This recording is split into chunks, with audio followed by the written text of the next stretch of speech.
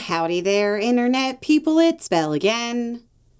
So today, we're going to talk about Tuberville calling Social Security a scam.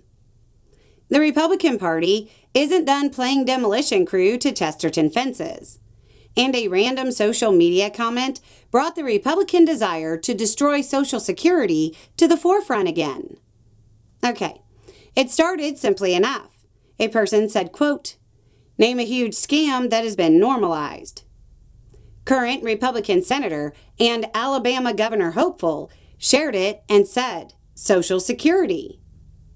Democratic candidate for governor Doug Jones said, quote, "Bull stuff.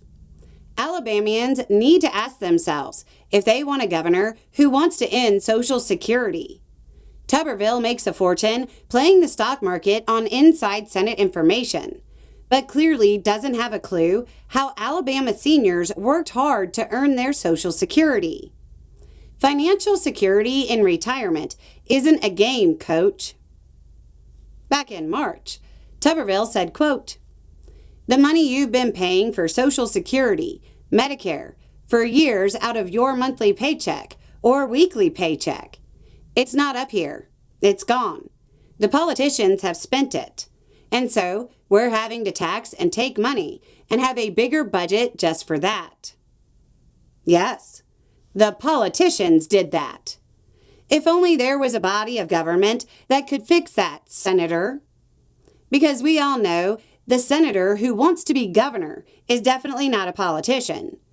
But rather than, properly funding the program, instead of blowing hundreds of billions on unnecessary wars, vanity projects for compensating presidents, and militarizing our streets, Senator Tuberville has his own solution. Since 2019, Tuberville has been a fan of taking people's retirements and putting it in the stock market. Back in 2019, Tuberville said he wanted to start a 401k for everybody. This is an idea that has been pushed by Republicans for years. There's nothing their billionaire donors would love more than guaranteed investments to push up their stock prices. Okay, so Republicans want to remove a fence. They want to remove the fence of Social Security. Before you remove a fence, you should find out why it was put up. So, why was Social Security started? I'm sure somebody will say, to give seniors an income. And sure, that's part of it. But why?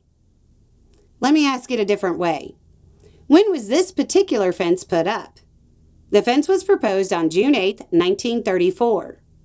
1934. Smack dab in the middle of the Great Depression.